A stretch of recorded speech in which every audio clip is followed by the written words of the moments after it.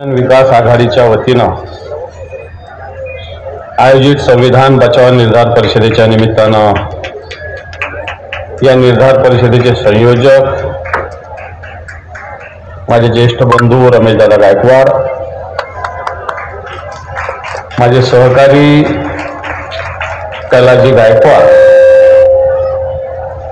उपस्थित या शहराचे महापौर नंदकुमारजी घोडेले, प्रकाशदादा कांबळे, प्राध्यापक शिंगारेजी, जयप्रकाशजी नारनवरे, प्राध्यापक सुनीलजी इंगळे, केवीदादा गायकवाड, गौतमजी गणराज, रमेशजी जायभाई, बाबासाहेबजी घुगे, प्रतीकजी गायकवाड, पवस्कर अण्णा, भूषण हिवराळे, उपस्थित सर्व माता भगिनी आणि बांधवांनो,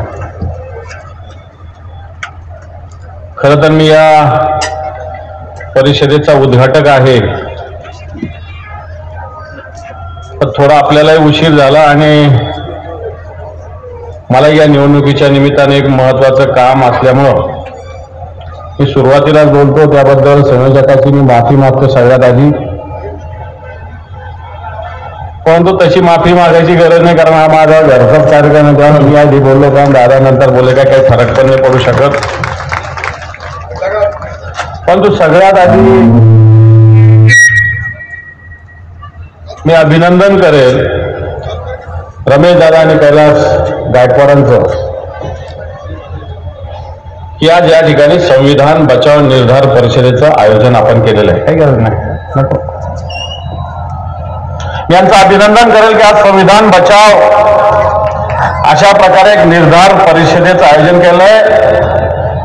मग दादा, ही जी संविधान बदलण्याची भाषा चालू आहे त्याच्यात जर आपण बघितलं तर ही पहिली अशी परिषद या संभाजीनगरात नव्हे तर या मराठवाड्यात नव्हे तर महाराष्ट्रात होते. कारण संविधान बचाव म्हणजे एखादी छोटीशी घटना नाहीये.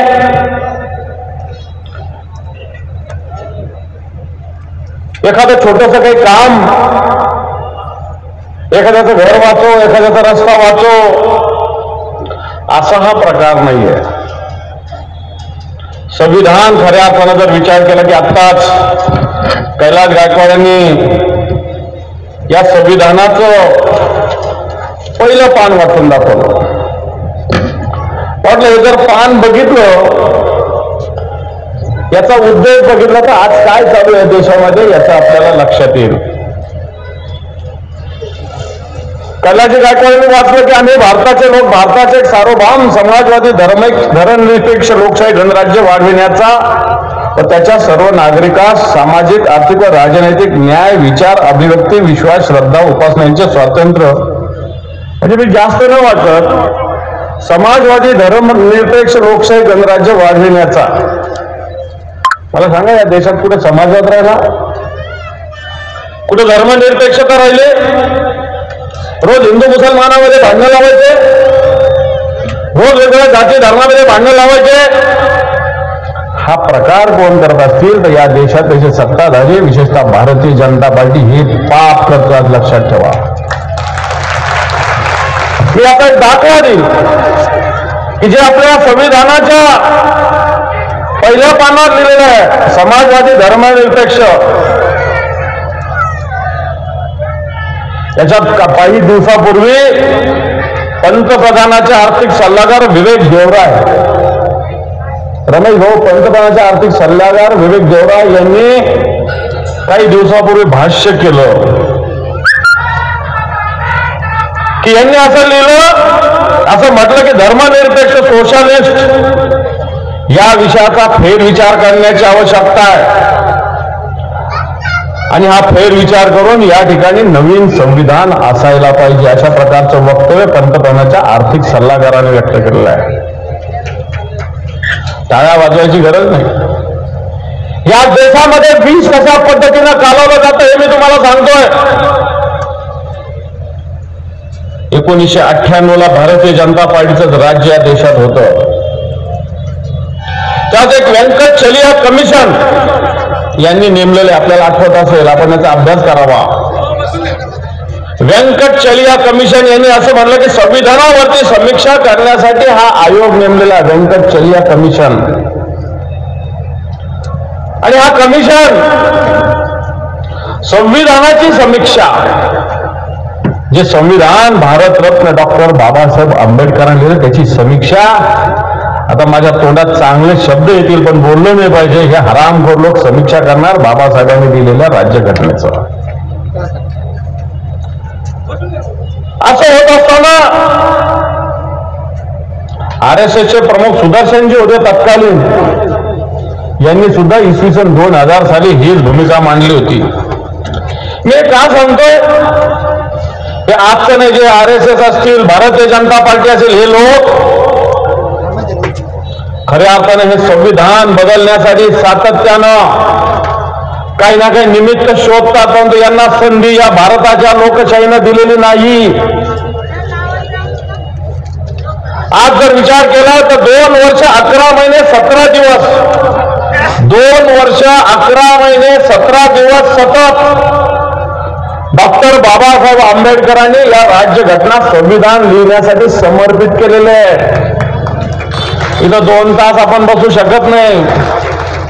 2 वर्ष 11 महिने 17 दिवस, जो आता आपण वेळ सांगितला 26 नोव्हेंबर 1949, त्याच्या आधी 2 वर्ष 11 महिने आणि 17 दिवस भारतरत्न डॉक्टर बाबासाहेब आंबेडकरांनी हे संविधान निर्मितीसाठी अहोरात्र परिश्रम केलेले आहे. म्हणून बांधवांनो, आज प्रत्येकाचे वेगवेगळे ग्रंथ असतील, कोणाची गीता असेल, कोणाचं पुराण असेल, कोणाचं बायबल असेल, पण या देशातील 140 जनतेला एकत्रित करणारे कोणतं विधान असेल तर ते आपल्या या भारताचं संविधान आहे, जे डॉक्टर बाबासाहेब आंबेडकरांनी दिलेलं. लक्षात ठेवा.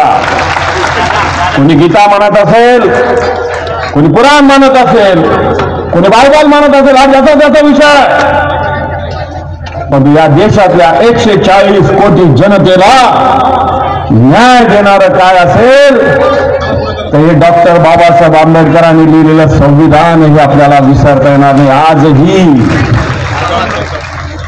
आणि मग ही संविधान बचाव परिषद काय ऐकायला आपल्याला ठेवावं लागली.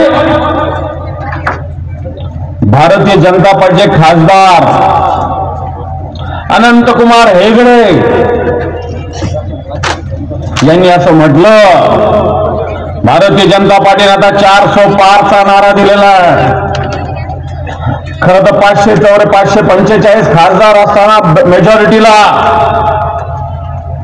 275 खूप झाले, पण यांना 400 पार का पाहिजे.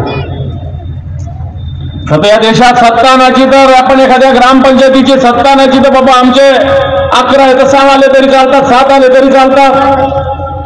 तसं या देशात सुद्धा जर सत्ता नाची तर 275 आले तरी सत्ता स्थापन होऊ शकते. पण अबकी बार 400 पार का म्हणतात. पण या देशात घटना बदलायची असेल तर 2/3 बहुमत लागतं. आणि मग यांना 544 पैकी एकट्याचे 400 पाहिजे. याला एक उदाहरण आहे. मागच्या 2-3 महिन्यापूर्वी ज्या संसदेचं अधिवेशन चालू होतं, या सरकारला वेगवेगळ्या दुरुस्त्या कायद्यामध्ये करायच्या होत्या. या सरकारने विरोधी पक्षाचे जवळपास 150 खासदार निलंबित केले होते. 150 खासदार हे का निलंबित केले? यांना या संसदेमध्ये काही कायदे मंजूर करून घ्यायचे होते. आणि ट्रेलर असताना येणाऱ्या काळामध्ये आपल्याला खऱ्या अर्थानं ही जी राज्यघटना डॉक्टर बाबासाहेब आंबेडकरांनी लिहिलेली आहे, सर्वसामान्याला, दीन दलिताला, दुबळ्याला, कष्टकऱ्याला, सर्व जाती घटकाला न्याय देणारी राज्यघटना आहे. पण हीच राज्यघटना संपूर्ण स्वतःचं मनुवादी राज्य आणायचं, स्वतःची हुकुमशाही निर्माण करायची. आज ही हुकुमशाही ज्या पद्धतीनं नरेंद्र मोदीची हुकुमशाही या देशात येऊ पाहते. काल एक इंदोरचा खासदार बिनविरोध निवडून आला भारतीय जनता पार्टीचा. 4-5 दिवसापूर्वी सुरतचा खासदार बिनविरोध निवडून आला. या राज्य घटनेनं बाबासाहेबांनी लिहिलेल्या आपल्याला मतदानाचा अधिकार दिलेला आहे. भारतीय जनता पार्टीने या मतदारसंघात पाप केलं. या मतदारसंघातल्या 50 लाख लोकांना मतदान करता येणार नाही. जर येणाऱ्या काळामध्ये भारतीय जनता पार्टी राज्य जर बदललं नाही, येणाऱ्या काळात निवडणुका सुद्धा होऊ शकणार नाही. रमेश दादा, तुम्ही जिल्हा परिषद सदस्य होऊ शकणार नाही. कैलास गायकवाड, तुम्ही नगरसेवक होऊ शकणार नाही. कारण यांची ज्या पद्धतीनं हुकुमशाही निर्माण करण्याची एखादा गुन्हा तुमच्यावर असतो, माझ्यावर असतो. रोज आपण जनतेसाठी वेगवेगळे लढा देत असतो. एखादा गुन्हा आपल्यावर होऊ शकतो, परंतु साधे गुन्हे झाले तरी ज्याच्यावर आरोप नाही, ज्याचा आरोप पत्रात नव्हत्या केजरीवालला जेलमध्ये टाकलेला आहे. या देशात अशा पद्धतीने राज्य घटनेच्या विरोधात जाण्याचा प्रकार कधी घडला नव्हता. आज या देशाचा विचार करता या देशातले 2 मुख्यमंत्री जेलमध्ये, झारखंडचे सोरेन जेलमध्ये, दिल्लीचे केजरीवाल जेलमध्ये. 10 आरोपपत्र, 10 वेळेस स्टेटमेंट नोंदवले. कुठे केजरीवालचं नाव नाही, परंतु केजरीवाल जेलमध्ये आहे. या देशातल्या 25 न्यायाधीशाला पहिल्यांदा पत्रकार परिषद घ्यावी लागले. या देशात न्याय मिळू शकत नाही. 8 दिवसापूर्वी रिटायर झालेल्या अनेक उच्च न्यायालयाच्या, सर्वोच्च न्यायालयाच्या न्यायाधीशांनी सरन्यायाधीशाला पत्र लिहिलं. या देशात न्याय मिळू शकत नाही. न्याय सुद्धा विकला जातोय. न्याय सुद्धा सत्तेच्या दबावाखाली घेतला जातोय. अशा प्रकारचं पत्र तुम्ही मी नाही लिहिलं, जी या देशाची सर्वोच्च न्यायालयामध्ये न्यायमूर्ती होती त्यांनी लिहिलेलं आहे. तर सर्वोच्च न्यायालयाचे न्यायमूर्ती अशा पद्धतीनं न्यायाविषयी बोलत असेल तर सर्वसामान्य माणसाला न्याय कुठे मिळणार? या महाराष्ट्रात ज्या पद्धतीनं गद्दारी झाली, ठीक आहे, पक्ष अनेक लोक सोडून जात असतात, पण तो शिवसेना प्रमुखाचा पक्ष, या महाराष्ट्रातला कोणताही माणूस सांगेल की शिवसेना कोणाची आहे? कोणाची शिवसेना? शिवसेना कोणाची आहे? शिंदेच्या नावावर केली. शरद पवार जे संस्थापक आहे राष्ट्रवादी काँग्रेसचे, त्यांची राष्ट्रवादी काँग्रेस अजितदादाच्या नावावर केली. बंधूंनो, भावांनो, भगिनींनो, ही सुरुवात आहे देशातल्या हुकुमशाहीची. अशा पद्धतीने या देशात हुकुमशाही येऊ पाहते. आज जर निवडून येत नसेल तर पैसे देऊन, खोके देऊन आमदार खरेदी करायचे, खासदार खरेदी करायचे आणि स्वतःच राज्य निर्माण करायचं. मग या राज्य घटनेनं सांगितलेलं बहुमत, या राज्य घटनेनं सांगितलेले राजकीय पक्ष, या राज्य घटनेनं सांगितलेले निवडणुका, और त्या सगळ्या गुंडाळून ठेवण्याचा प्रयत्न भारतीय जनता पार्टी करते. म्हणून मी आपल्याला या परिषदेच्या माध्यमातून अभिनंदन करेल. येणाऱ्या काळामध्ये याच्यावर मोठी चर्चा होईल. पण बांधवांनो, मी आपल्याला आवाहन करेल, जर आपण जागरूक असलो, आपण संघटित असलो, बाबासाहेब आंबेडकरांनी सांगितलेलं शिका, संघटित व्हा आणि संघर्ष करा. जर आपण संघटित असलो, आज आपण या बहुजन विकास आघाडीच्या नेतृत्वाखाली संघटित होतोय. आज येणाऱ्या काळात हे संघटन मोठं होण्याची आवश्यकता आहे. कोण एखादा माणूस खुर्चीवर बसण्यासाठी नाही, हे बाबासाहेब आंबेडकरांचं संविधान या देशामध्ये सुरक्षित राहण्यासाठी. जर हे संविधान नसतं तर तुम्ही आम्ही साधी लोक आमदार झालो नसतो, नगरसेवक झालो नसतो. टाटा बिर्ला नगरसेवक झाले असते. लक्षात ठेवा रमेश भाऊ, आज माझ्यासारखा सर्वसामान्य माणूस या राज्याच्या विरोधी पक्ष नेता पदावर गेला नसता. तुमच्यासारखा माणूस या जिल्हा परिषद महानगरपालिकेत काम करू शकला नसता.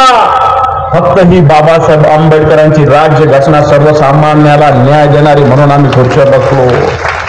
पण उद्या अंबानी आणि अदानीचं जर राज्य आलं तर तुम्हाला आम्हाला काही करता येणार नाही. आणि म्हणून मी आपल्याला आवाहन करेल, येणाऱ्या काळात हे संविधान वाचवण्याची आवश्यकता आहे. आज इंडिया आघाडीच्या नेतृत्वाखाली, या महाराष्ट्रात महाविकास आघाडीच्या नेतृत्वाखाली खऱ्या अर्थानं कोणाची सत्ता येण्यासाठी नाही, या देशाच्या संविधानाचं, राज्य घटनेचं संरक्षण करण्यासाठी आपण सगळे लढा देतोय. आणि आपल्याला खऱ्या अर्थानं निर्धार करावा लागेल. आपल्या शरीरातील रक्ताचा शेवटचा थेंब असेपर्यंत ही बाबासाहेब आंबेडकरांनी लिहिलेली घटना याचं संरक्षण करण्याचा निर्धार या घटना परिषदेच्या निमित्तानं आपल्याला करावा लागेल. म्हणून मी जास्त बोलत नाही. एक शेवटच्या 4 ओळी होतो, भारत के संविधान से पूरा दुनिया डोलता, यह हम नहीं हमारा इतिहास बोलता. भारत के संविधान से पूरा दुनिया डोलता, ये हम नहीं हमारा इतिहास बोलता. अनेक देशात लोकशाही आहे. अमेरिकेत आहे, इंग्लंडमध्ये अलिखित घटना आहे. आपल्या इथं तर लिखित घटना आहे. अनेक देशात लोकशाही आहे. पण आज भारतातली लोकशाही फक्त बाबासाहेब आंबेडकर लिहिलेल्या राज्यघटनेमुळे हिच्यावर जग सुद्धा खऱ्या अर्थानं लक्ष ठेवणे. नास्तिकता के संग पाखंड के खिलाफ जंग, नास्तिकता के संग पाखंड के खिलाफ जंग. मग होने देशद्रोही जब दिखाएगा संविधान रंग, मग्न हो गए देशद्रोही जब दिखाएगा संविधान रंग, हमारा संविधान रंग दिखाएगा. निवडणूक आपल्या हातात आहे, लक्षात ठेवा. मतदानाचा अधिकार आपल्या हातात आहे, लक्षात ठेवा. या संविधानाच्या अधिकारामार्फत आपल्याला रंग दाखवावा लागेल. नाम लेके संविधान के करते लोक बदनाम. नरेंद्र मोदी म्हणले या संविधानाला कोणी धक्का लावू शकणार नाही. तुमचाच खासदार म्हणतो संविधान बदलायचं, तुमचेच लोक पंतप्रधानाचे सल्लागार म्हणतात संविधान बदलायचं. नाम लेके संविधान के करते लोक बदनाम, सामने से प्रणाम, पीठ पीछे उलटा काम. समोर असं बोलायचं, पाठीत या संविधानाच्या विरोधात कृत्य करायचं. या देशातल्या घटना आठवा, सगळ्यांनी सांगितल्या. मुख्यमंत्री जेलमध्ये बहुमत असताना दुसरीकडे खुर्चीत राजीनामा द्यावा लागता. हाथ में संविधान, मुंह बंटवारे का ध्यान, देखो लोग बढ़ा रहे देश की शान. देश की शान ही देश की शान ज्यावेळेस वाढेल त्यावेळेस आपल्या हातात राहील. हात में संविधान, हात में संविधान. आणि संविधान बजावण्याचा निर्धार आपण करण्याचा जो संकल्प केला, मी या सर्व नेते मंडळीला सर्वांनी पुढाकार घेतला. या मराठवाडा बहुजन विकास आघाडीला आणि खास करून रमेश दादा गायकवाडांचं मनपूर्वक अभिनंदन करतो. थांबतो. जय हिंद, जय Maharashtra. Subscribe now and press the bell icon. Never miss an update.